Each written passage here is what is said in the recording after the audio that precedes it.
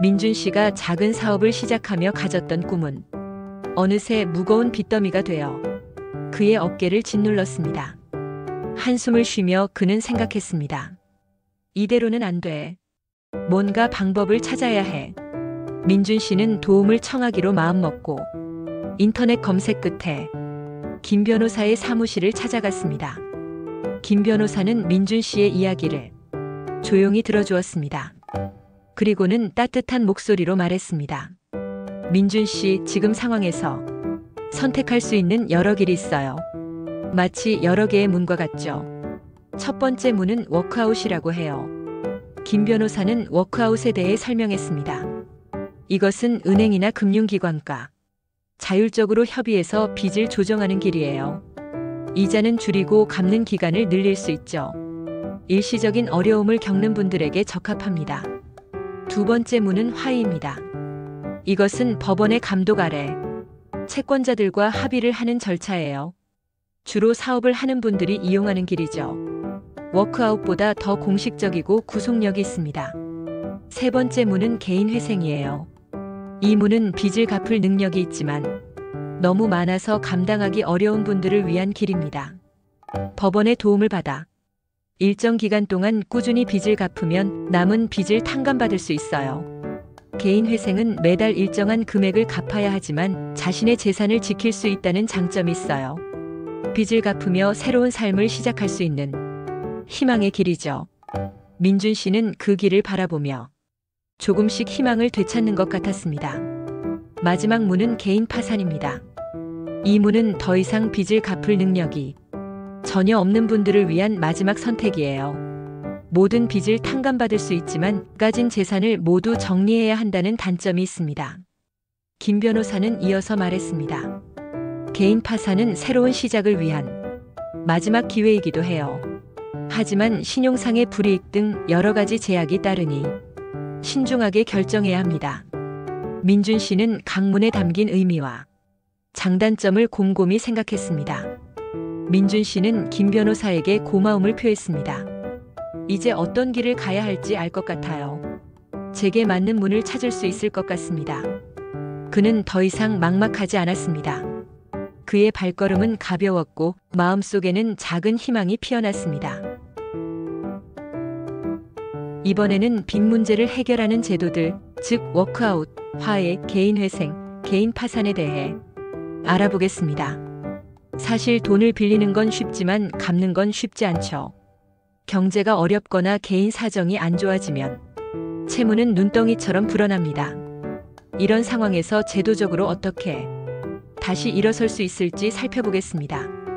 먼저 워크아웃입니다. 영어로 워크아웃, 즉 조정이라는 뜻이죠. 이건 법원이 아닌 금융권 자체에서 하는 채무 조정입니다. 빚을 진 개인이 금융회사와 협상해서 이자 감면, 상환기간 연장 같은 혜택을 받는 겁니다. 장점은 법원 절차가 아니라서 빠르고 비용이 거의 안 듭니다. 무엇보다 채무자가 다시 신용을 회복할 수 있는 기회를 줍니다. 단점은 원금 탕감이 거의 안 되고 금융회사가 동의해야 한다는 한계가 있습니다. 즉, 조금만 숨통이 트이면 충분히 갚을 수 있는 사람에게 적합한 제도입니다.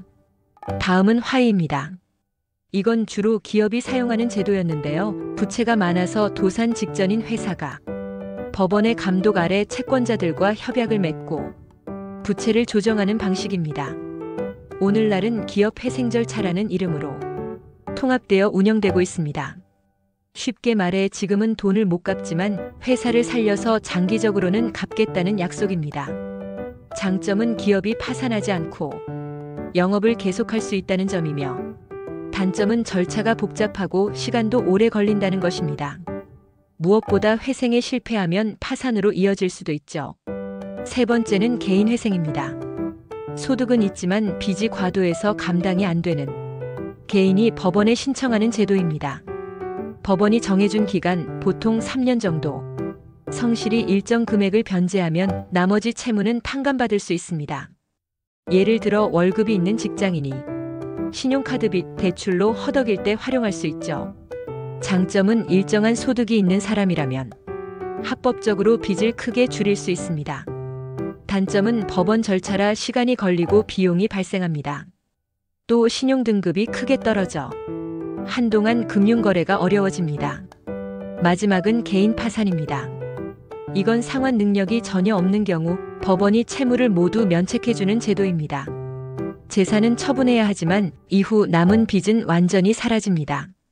장점은 사실상 모든 채무에서 해방되기 때문에 새로운 출발이 가능합니다. 단점은 사회적 낙인, 직업 제한, 일정 자격 정지 같은 불이익이 따를 수 있습니다. 즉, 개인 파산은 최후의 수단이라고 할 수 있습니다. 4가지 제도를 정리해보면 이렇습니다.